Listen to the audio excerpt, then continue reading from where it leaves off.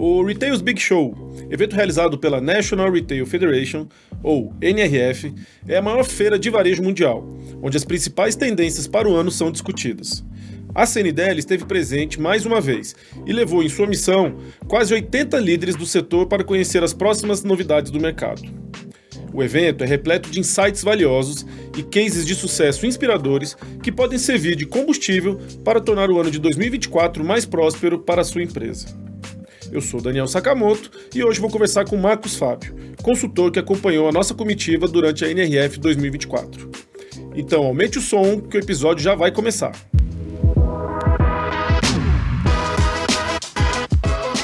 Varejo SA Podcast, episódio 118. Pós-NRF, as principais tendências para 2024, parte 1.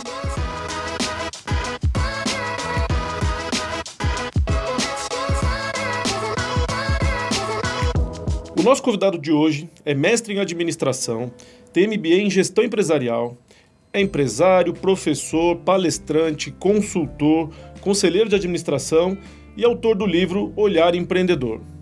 Olá, Marcos, seja muito bem-vindo ao Varejo SA Podcast. Muito obrigado, Daniel. Esperamos aqui que a gente possa bater um papo muito gostoso sobre varejo, né? Ah, com certeza. A gente agradece a sua presença. Bom, para a gente começar, para quem não conhece, como é o evento NRF? Vamos falar um pouquinho sobre o evento em si. Bom, a NRF, que é a National Retail Federation, que é como se fosse a Federação do Comércio nossa aqui, produz o maior evento de varejo, que é o Big Show, Retail's Big Show, que é uma feira atrelada a um circuito um congresso de gestão. Então, muitas palestras, esse ano foram mais de 650 palestras, 1.000 expositores, onde nós temos o mundo se encontrando lá, o mundo do varejo se encontrando lá. Foi a 114ª edição que aconteceu em Nova York, sempre em Nova York. E qual é o propósito? Discutir tendências, discutir o que acontece, o que pode ser realmente aplicado no mundo do varejo.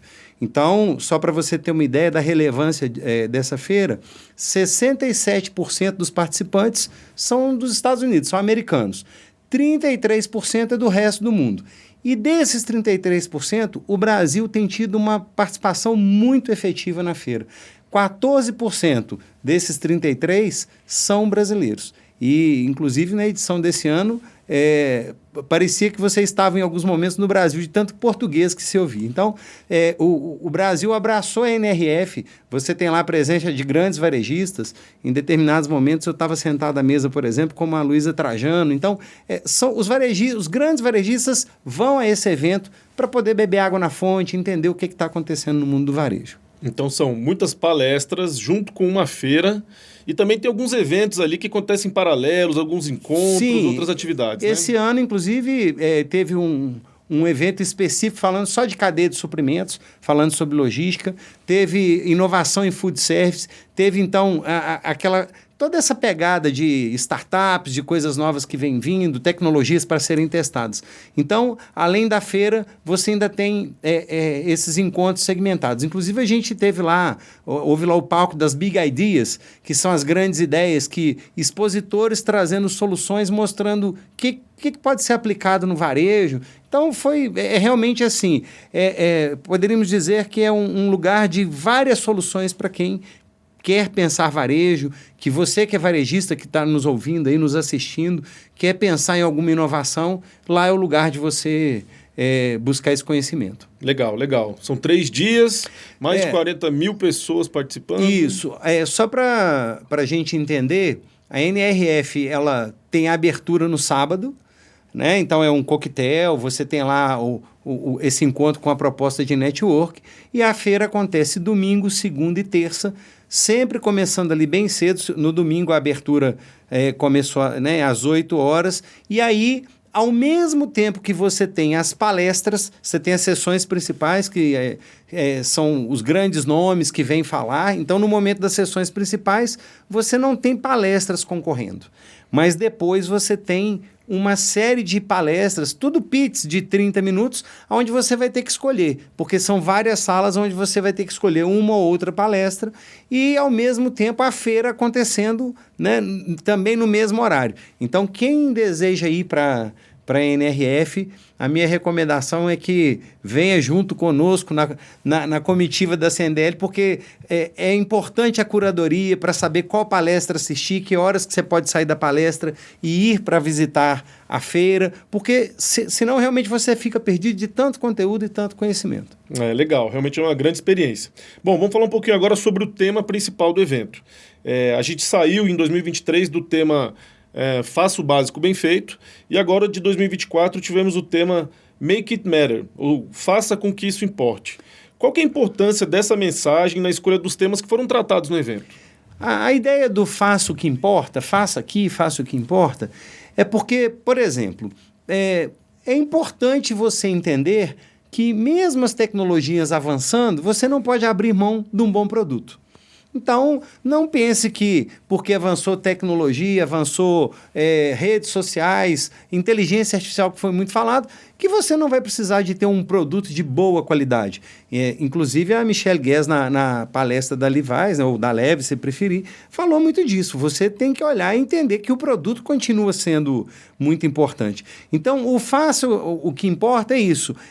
Tem que fazer o que importa para o produto, fazer o que importa para as pessoas, tem que entender que o cliente continua no centro, você precisa gerar valor para o cliente, cada vez mais o cliente no centro, fazer o que importa no sentido de ter uma boa entrega, de não ter atrito para o cliente, porque muitas das vezes, esse é o desafio das lojas físicas, para às vezes te entregar uma solução, ela acaba te entregando um atrito, fila, por exemplo. Coisas que você não assiste no digital, né? Quando você vai para o e-commerce, você não tem isso. Então, fazer o que importa é isso. Olhar para o que é a dor do cliente, colocar o cliente no centro, fazer o que importa também no sentido de novos modelos de negócio, novas conexões que estão acontecendo. Então, aquela história de uma loja pensando num único modelo, não. Às vezes tem um modelo que gera conveniência, igual foram modelos que a gente visitou e vamos falar mais à frente. Muito bom, muito bom. Bom, vamos começar a falar dos principais temas e assuntos. A gente selecionou 10 assuntos que foram abordados nas palestras e também foram apresentados pelos expositores. Quais seriam esses 10 principais temas aí da NRF 2024? Bom, falou-se muito de inteligência artificial, né? Então, quando nós vamos falar, por exemplo, de inteligência artificial, é aquela história. Quanto tempo nós estamos passando gerando dados e mais dados? Até temos um jargão que a gente fala, muitas vezes nós temos um bando de dados, não um banco de dados. E quando você tem essa quantidade de dados, tratar esses dados para isso virar informação para uma tomada de decisão, ou você tem que ter uma capacidade analítica no seu negócio, e quando eu estou falando, por exemplo, de um grande varejista, ele tem até pessoas contratadas para fazer isso. Mas quando eu estou falando de um pequeno, quando eu estou falando do dono de uma loja, duas ali, é ele mesmo que tem que fazer isso. E aí vem a inteligência artificial como um apoio a questões como essa. Então, é a questão de você utilizar a inteligência artificial para, por exemplo, tratar esses dados e esses dados te ajudarem a tomar decisão. Às vezes, a própria inteligência artificial pode tomar essa decisão por você. Então, eu vou dar um exemplo, porque, como eu tenho loja, quando eu vou fazer compras, por exemplo. Quando você vai fazer compra, o ideal é que você olhe a sua curva ABC de estoque, a sua curva ABC de vendas e veja o que está girando, o que não está girando, se é algum tipo de linha de produto. Só que muitas das vezes, dependendo se os dados não estiverem organizados ali, você acaba fazendo uma compra emotiva. Você acaba fazendo uma compra pelo feeling, vamos chamar assim. Então, a proposta, por exemplo, de que se falou muito de inteligência artificial, é que ela te ajude a já olhar para os seus dados e já te fazer a sugestão de compras ali, por exemplo. Eu ouvi muita gente falando que a inteligência artificial teve uma abordagem bem pé no chão esse ano. Não era aquela inteligência artificial ou a tecnologia muito além, é aquela coisa de como usar na prática mesmo, né? Eu diria que a NRF desse ano foi uma abordagem bem pé no chão. Inclusive, quando você vê, por exemplo, a própria Michelle Guess falando propósito, mas com lucro, porque temos que entender que o resultado tem que acontecer. E essa abordagem pé no chão é disso. Por exemplo, no ano passado se falou muito de metaverso, mas era uma coisa tão distante E tem uma coisa que a gente está falando que, à medida que a tecnologia vai evoluindo e você tem mais pessoas acessando a tecnologia, o que é chamado de hiperescala, à medida que você aumenta a escala e todos começam a utilizar essa tecnologia, a facilidade de você implantar ela é maior. Então, como é que veio a inteligência artificial? Nós tivemos a primeira onda do chat GPT vindo aí e todo mundo utilizando ele para algumas coisas, fazendo perguntas e tudo mais. Agora você já começa a utilizar o prompt, os comandos, para poder realmente trazer vantagem competitiva para o seu negócio. Então, quando nós olhamos para isso, para essa questão da inteligência artificial, ela também vai poder te ajudar, por exemplo, a vender melhor. Então, o que significa, como que a inteligência pode te ajudar a vender melhor? Vamos lembrar para os nossos ouvintes que nós estamos falando que a inteligência artificial está numa via mais acelerada de cruzamento de dados e informações. Então, por exemplo, o Daniel Sakamoto visitou uma determinada loja online, né? Foi lá no online dela e como ele é omnichannel, ele foi na loja online, quis ir na loja física e muito se falou disso, das câmeras poderem captar a sua imagem, já fazer interface com que você visitou lá, porque você largou lá o link das suas redes sociais, já reconhece que é o Daniel e que já sabe o que o Daniel pesquisou. Então eu vou poder te abordar dizendo, e aí Daniel, como vai? Eu sou o Marcos Fábio e você veio olhar aquela blusa que você havia pesquisado. Eu sei quem você é, eu sei o que você gosta. Eu sei quem você é, eu sei quem você gosta. Fica parecendo meio que bruxaria, mas só para os nossos espectadores entenderem que em um menor grau, quando você já tem uma tecnologia já acelerada, e nós temos lojas de varejo no Brasil já com isso,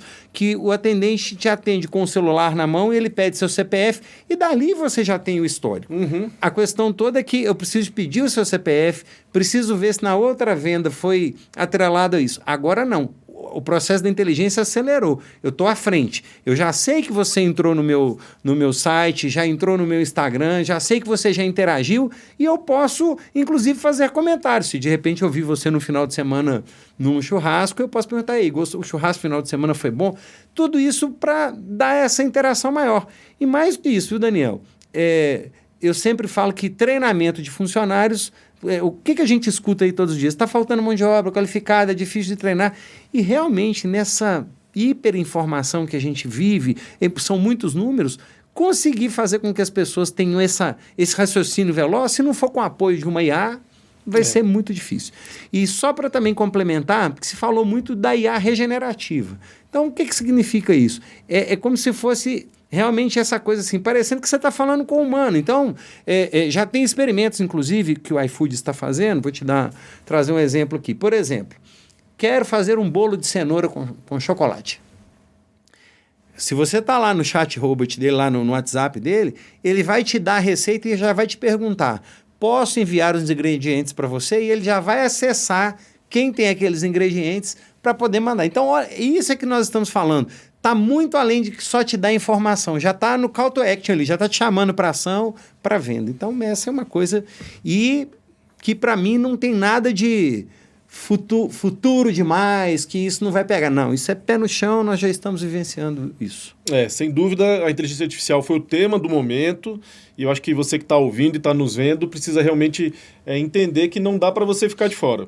É fundamental você acompanhar. E eu sempre falo o seguinte... Nós não podemos esquecer que o nosso varejo é formado por pequenos, né? Nós temos os exemplos dos grandes, mas vamos falar dos pequenos. Então não queira achar que esse negócio é coisa de primeiro mundo, não. Comece pequeno, faça um teste, comece utilizando a IA para te ajudar a analisar seu estoque, comece utilizando a IA para, às vezes, fazer aquela conversão dos dados do sistema numa planilha para você utilizar. Tudo isso, existem cursos disponíveis aí para que você possa aprender a lidar com isso. Muito bem, mas além de inteligência artificial, segundo grande tema que foi abordado na NRF. Retail Media. Vamos falar disso.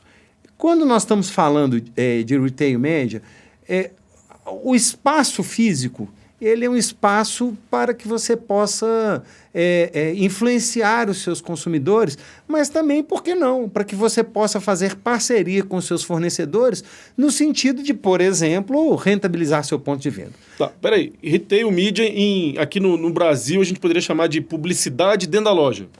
podemos chamar de publicidade dentro da loja. Aliás, bem lembrado, porque nós ficamos com esses jargões aí, né? É isso. Retail Media, o que você vai fazer dentro da sua loja para influenciar? E, de novo, isso não é novo, só que isso avançou. Vamos dar um exemplo do que é velho.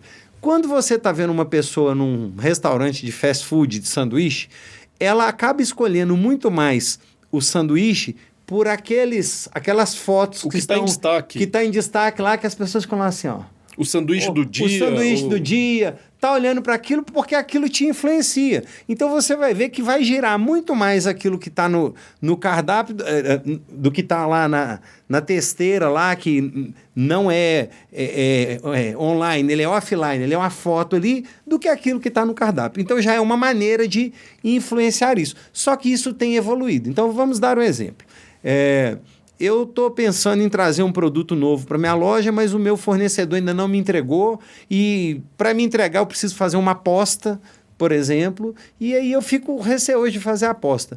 E até ele me entregar demora. Agora, se isso vem como um arquivo e você tem lá um lugar onde você tem um holograma e você tem lá aquele produto girando, inclusive trouxe aqui uma foto aqui mostrando isso, que você pode demonstrar várias cores daquele produto, várias derivações.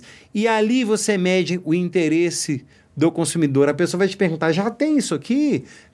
Como é que isso é? Tem essa cor? Então você já começa a medir isso. Então é uma reinvenção da nossa vitrine, que você tinha que ficar mudando toda hora. Então você pode receber isso antes. Então esse é um exemplo de mídia para promover o produto no seu ponto de venda. Nós temos também uma outra situação, principalmente voltado para supermercadistas, que tem o bom e velho, as ações de trade marketing que os fornecedores fazem. Então, às vezes, você tem lá degustação, tem wobbler, faixa de gôndola, todas aquelas coisas, e que se isso pudesse ser substituído hoje por algo melhor, mais rápido, um online... Atrativo, digital. Então, ao invés de você ficar vendo uma faixa de gôndola que com o tempo ela vai se desgastando, você tem que trocar, ou às vezes nem troca, ela rasgue por aí afora, né? A gente trouxe até um exemplo aí de... Vou mostrar o vídeo que você trouxe, então. Isso, o vídeo mostrando aí, ó, que você tem aí essa faixa aí de... Uma faixa digital. Uma faixa digital falando dos produtos que você encontra, trazendo aí, inclusive, informações daquele produto que às vezes você vai perguntar e você tem ali passando. E sem contar que você pode rentabilizar o seu ponto de venda, porque na hora que você vai discutir com o seu fornecedor, você fala, vou colocar seu produto em destaque, então você pode me bonificar, pode trazer algo diferente. A gente, inclusive, ouviu lá na NRF... o diretor ou o presidente do Grupo Pão de Açúcar numa apresentação, e outra muito interessante foi do 7-Eleven, que ele falou uma coisa bem interessante, falou que as lojas são o terceiro local mais frequentado pelas pessoas no dia a dia. Perde apenas para casa e ou para o trabalho ou para a escola. Em terceiro lugar vem as lojas. Então você potencializar a mídia dentro da loja é fundamental. E aí, e também porque nós fomos acostumados a isso. Porque eu fico pensando assim, ó, tudo que eu preciso, tudo que... Ó, eu saí, peguei um avião, vim para cá, para eu resolver os meus problemas. Ou eu entrei no restaurante, ou eu fui a um lugar comprar uma bala, um doce. As lojas são ele é o grande ponto de interação das marcas com os clientes, é o seu outdoor permanente ali. Então, quando você começa a utilizar isso de uma forma lógica, racional, emocional, mas sem poluir, porque também não pode ficar aquele excesso né, de poluição. E por isso que eu gostei muito do tema e o olhar para isso, porque a possibilidade da tecnologia para o retail media, ou seja, para a publicidade dentro do ponto de venda, pode te ajudar a ter a publicidade de uma forma mais clean. Vamos lembrar de um tempo atrás, quando São Paulo ainda era permitido outdoor. A poluição visual, hoje foi substituído, você tem painéis, né? A própria Times Square ela é lotada de painéis, então isso deixou de ser uma coisa que polui e virou até um atrativo. Então a ideia é essa, se você tem um pequeno negócio, você pode utilizar disso para poder melhorar a comunicação com o seu cliente, E você vai perceber que quanto melhor a comunicação no ponto de venda, isso reflete em mais vendas. Então, essa é uma coisa bem interessante. Bom, inteligência artificial e retail media, 2 pontos muito abordados na feira. Em terceiro lugar, o que a gente destaca aí como tema fundamental da NRF desse ano? Valorização das marcas. Interessante, Daniel. O varejista, quando ele vai montar um negócio, ele escolhe um nome, ele pensa lá em alguma coisa e ele não tem o hábito de, por exemplo, fazer o registro da sua marca no INPI, que é a propriedade. E porque ele não imagina que o negócio dele vai ficar grande um dia. Aí um belo dia ele descobre que o negócio dele cresceu e aquele nome que ele investiu tantos anos, talvez ele não possa ter o registro disso. Então eu já quero chamar uma atenção aqui, porque eu durante o processo da consultoria, né, que a gente trabalha com alguns clientes, eu vivi muitos casos desses.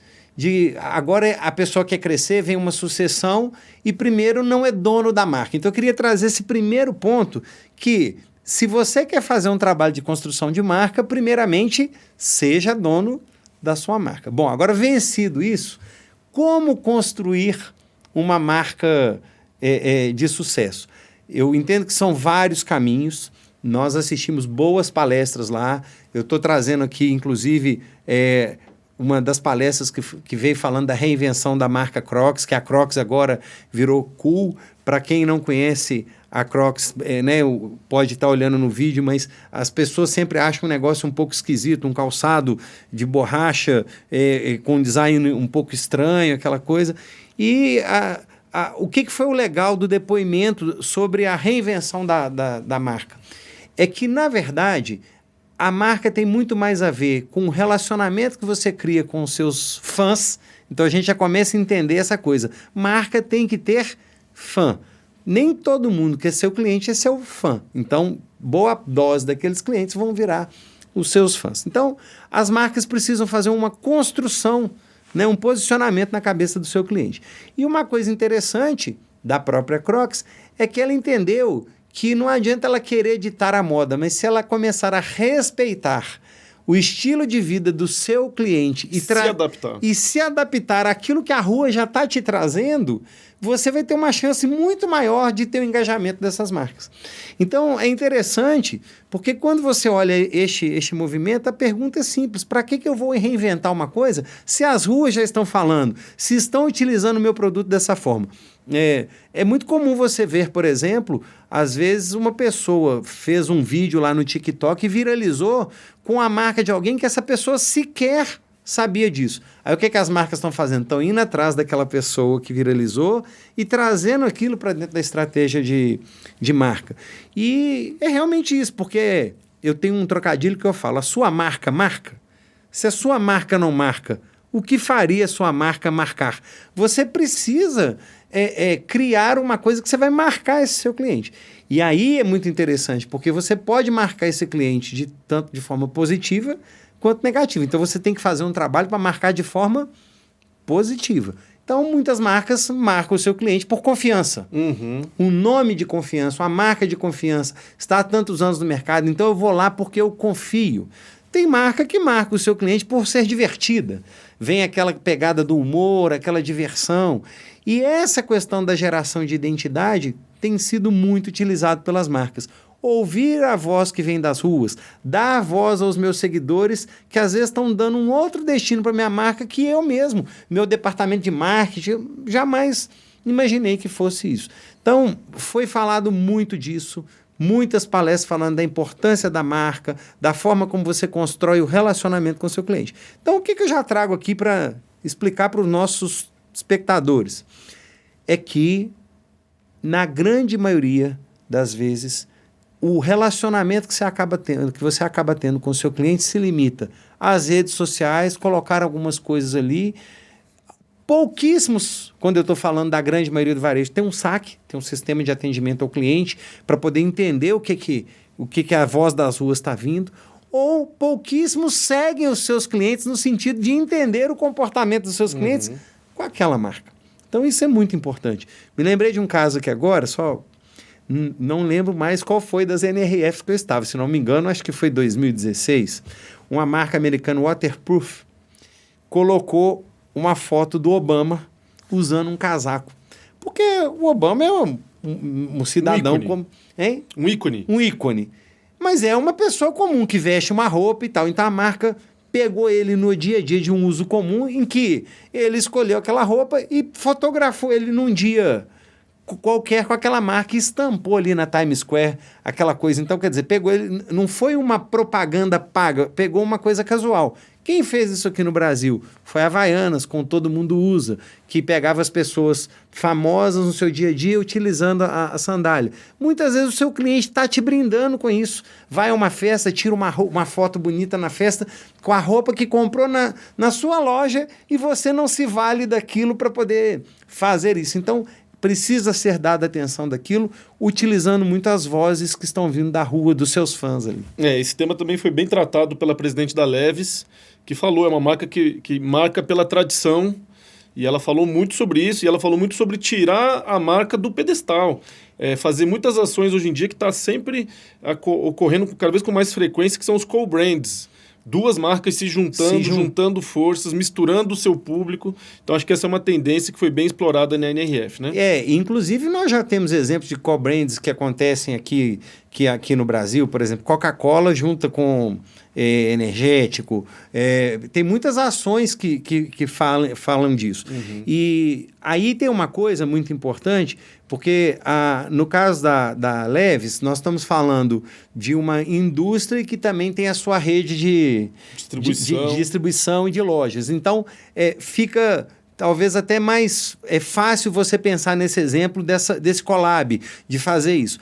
Agora, quando a gente pensa assim, tá bom, eu sou um varejista aqui do interior do Piauí e eu tenho a minha marca lá, eu sou uma loja de calçados lá, como que eu posso fazer esse co-brand? Você pode fazer esse co-brand com, às vezes, de repente, um restaurante, e aí eu vou dar um exemplo que na minha cidade, por exemplo, tem um restaurante que é muito bem frequentado e tem uma construtora que tem um posicionamento premium e coloca a exposição dos seus prédios já entregues ou ainda não entregues como se fossem quadros decorativos e aquilo junto. Então, quer dizer, tem muitos exemplos que a gente pode... Tem oportunidade. Loja de calçado com loja de roupa, loja floricultura com loja que entrega cesta de café da manhã.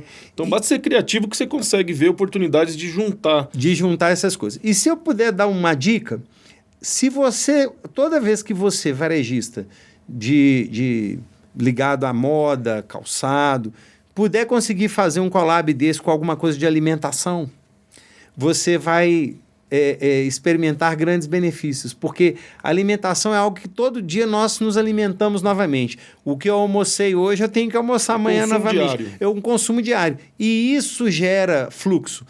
Tanto é que uma das âncoras de shopping é a praça de alimentação. Exato. Por quê? Para gerar esse fluxo. Então, se você conseguir fazer isso lá no seu ponto de venda, fazer isso de uma maneira bem harmonizada, né? É para fazer uma coisa que seja boa para os olhos, né? Então, acho que é isso. Próximo ponto. Qual foi o quarto principal item tratado na NRF? Novo papel das lojas. Vamos pensar... Houve um período que a NRF trazia quase que o fim da loja física, né? Daniel, isso não se fala mais no fim da loja física? Vou dar um depoimento aqui. 2012, eu tinha aberto a minha franquia da Havaianas. Aí eu vou para a NRF e falo que loja física vai morrer. Aí eu falo, poxa, acabei de empreender uma loja e estou falando, né? Mas aí depois, porque... veio com muita força a questão. Aquela loja física morreu, agora é outra. Isso, pronto. Aí vamos entender isso. Porque quando fala vai morrer, fica parecendo assim, né? Aqui já as lojas físicas. Não é isso. É porque o modelo de negócio está mudando.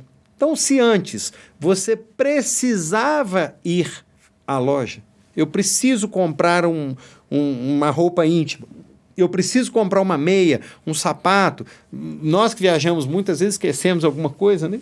Esqueci um cinto, você precisava ir à loja. Hoje, do quarto do hotel, se eu quiser, eu compro um cinto.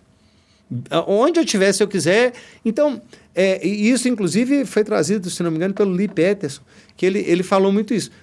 Uma pesquisa que falou que 60% dos consumidores americanos não precisam mais ir à loja. Então, se você não precisa, você tem que querer ir à loja. E aí é que é fundamental isso. Numa das visitas técnicas, né, que a gente fez, que foi na Wegmans, o Wegmans trouxe lá um modelo de loja, um supermercado que dá prazer de você ir. Porque pensar em layout de loja, visual merchandising, o limão que é verde, com o maracujá que é amarelo, com o tomate que é vermelho, faz um jogo de cores, aquilo salta aos olhos, cria um ambiente que dá vontade de você estar lá.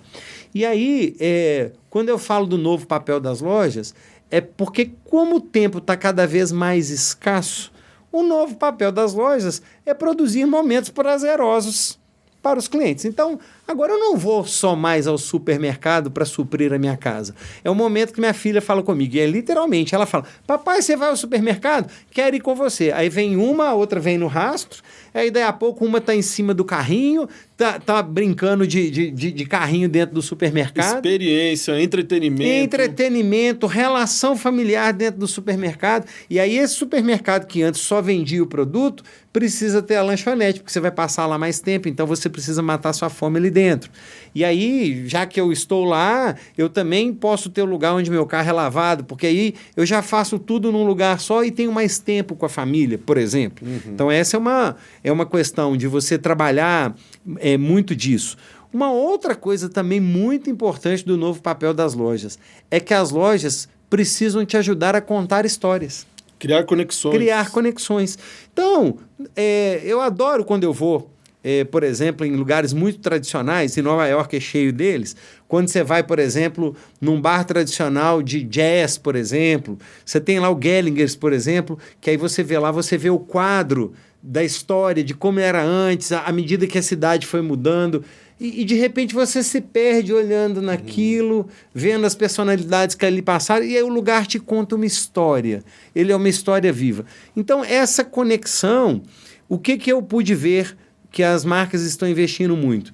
Você faz lá uma reforma do seu ponto de venda, não é só mais preocupando com o visual merchandising, mas você coloca lá um azulejo que lembra a estação de metrô da cidade. Você coloca lá uma pedra que imita um determinado lugar da cidade. É muito comum no Rio de Janeiro você ter lugares que fazem o tema do calçadão, né, da calçada de Ipanema. Então, você vai fazendo esse jogo e fazendo o lugar contar uma história. Então, esse novo papel das lojas não é mais para você encontrar o produto. Essa que é a verdade. Você, inclusive, precisa de encontrar o produto lá. Mas ele é um momento de interação, ele é um momento que eu costumo dizer de ser o oásis no meio do nosso dia. Por isso que é importante, quando você se propõe a realmente ser um varejista e o cliente vai entrar no seu ambiente, se lá fora está em crise, não leva a crise para dentro do seu ambiente. Uhum. Se você tem uma loja que é climatizada, você sai à frente de quem não tem uma loja climatizada. Não adianta. Porque quando você sai daquele calorão no meio da rua andando e entra naquele lugar que é aquele frescor, você deu até vontade de ficar aqui mais tempo. E se essa loja é preparada, com um design que salta aos olhos, você vê tanta coisa bonita, que você, no meio de coisa bonita, você se sente mais bonito, você dá vontade de você consumir. Então, esse é um papel muito interessante. Tem aquele conceito das lojas instagramáveis, né? Isso! Que montam murais e que as pessoas naturalmente fazem propaganda da loja porque ela criou ali um ambiente interessante. Aliás, eu falo que a surpresa vem quando você tira a selfie, né? Gostei tanto, tem que tirar uma selfie disso aqui. Então é muito importante isso. Então, se de um lado nós temos as lojas que têm que se preparar para poder construir isso, para poder fazer isso com seus clientes, nós temos casos que foi uma loja muito falada na NRF 2023, mas estava dando fila para entrar na porta, tinha que agendar a visita e esse ano a coisa estava um pouco mais tranquila. Eu até trouxe também o caso, por exemplo, da loja do Harry Potter.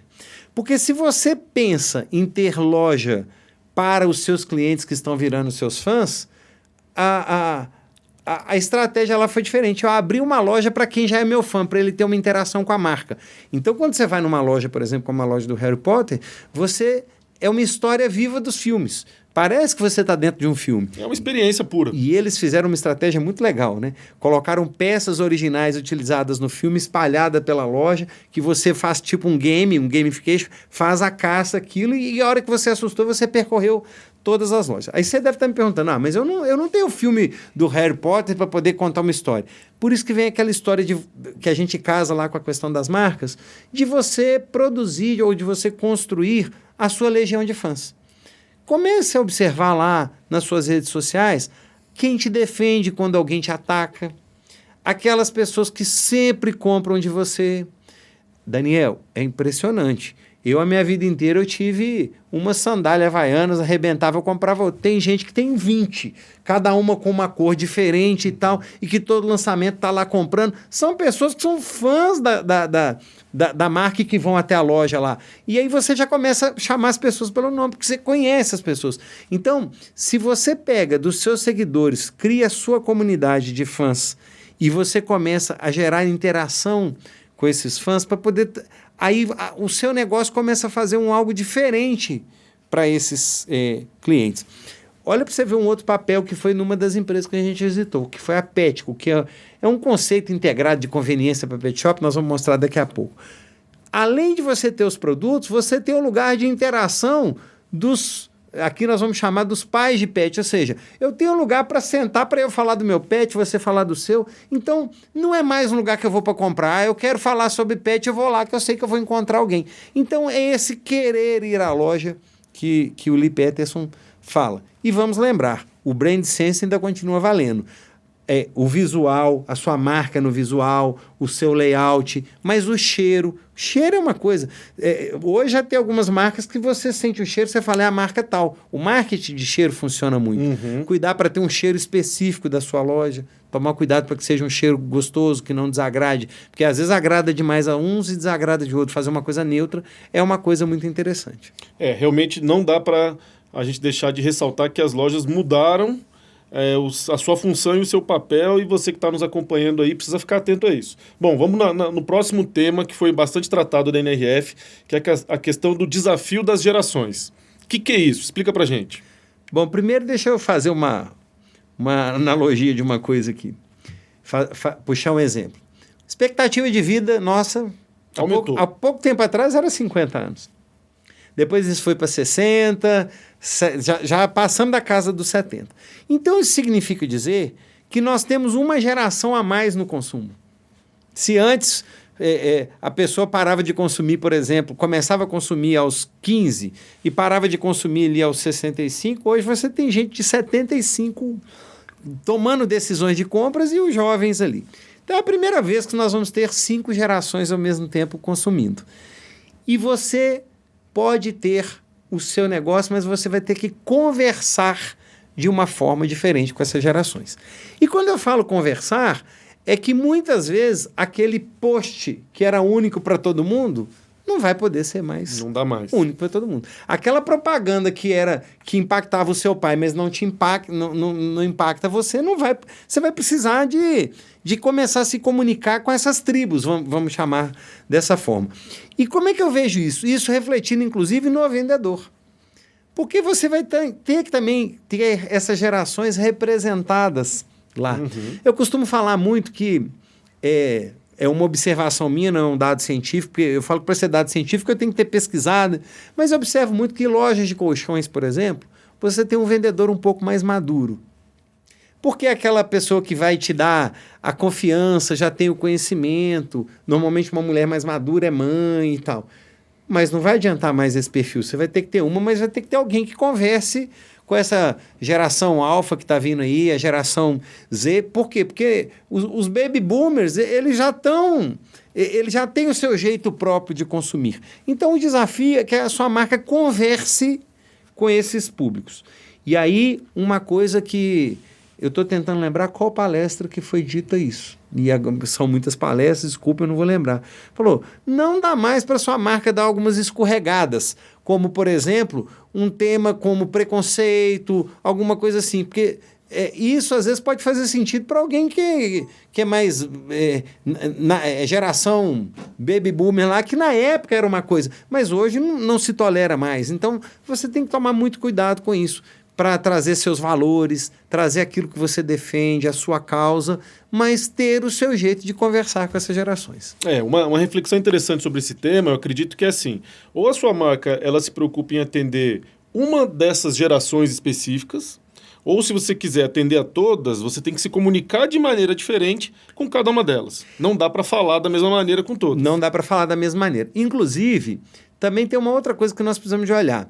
Está sendo analisado muito mais o consumidor pelo lifestyle, pelo estilo de vida dele, do que propriamente pela idade. Exato. Então, por exemplo, tem pessoas que têm 65 anos, são vigorosas, vão para academia, malham, tomam whey, sabe aquela coisa? E você tem jovens extremamente sedentários, por exemplo. Então, é muito mais a interação pelo estilo de vida, entendendo isso, e não dá para você negar a força dessa nova geração que vem aí. Então, é você estar antenado e entender o seguinte: o seu cliente está mudando. Tome cuidado. Eu acho que casos enriquecem muito. Certa vez, uma pessoa para quem eu estava trabalhando falou assim: eu estou perdendo clientes para o meu concorrente. Eu tenho que modernizar o meu negócio. Achei muito bacana da parte dele. Só que quando nós fomos fazer uma análise de cadastro, eu falei: não, você não está perdendo seu cliente para o concorrente. Ou você está perdendo para o túmulo, ou você está perdendo para casa, porque a pessoa já não sai mais de casa, já envelheceu, porque o seu cliente já tem a sua idade, ou é mais velho que você, e a sua loja não se preparou, porque se a gente fala que tem que ter sucessão no negócio, tem que ter sucessão de cliente. Então, como é que eu faço para vender? Eu vendi para o avô, vendi para o filho, para o neto, para o pai. Então, esse é um desafio de olhar para isso. Então, precisa ser olhado para isso, e você só tem uma chance de olhar para isso. É seguir o seu cliente e entender as tribos que estão te consumindo ali, que consomem ele ao mesmo tempo. Muito bem, já apresentamos aí 5 dos 10 principais temas da NRF 2024. E antes da gente continuar, eu queria só falar com vocês que a novidade da semana é que o portal Varejo SA está de cara nova. Então acesse esse novo portal, varejosa.org.br, e confira um novo portal com conteúdos estratégicos e inspiradores para impulsionar o seu negócio.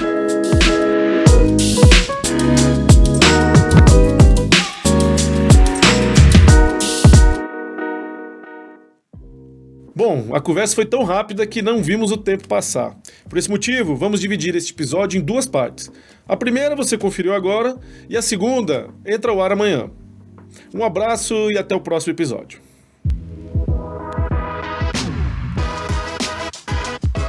Este foi o Varejo SA Podcast.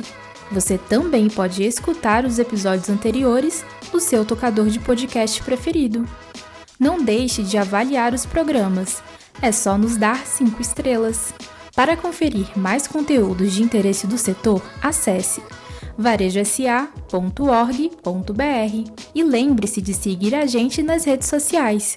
O nosso @ é o Sistema CNDL. Já no YouTube, procure pelo @portal Varejo SA. Até a próxima!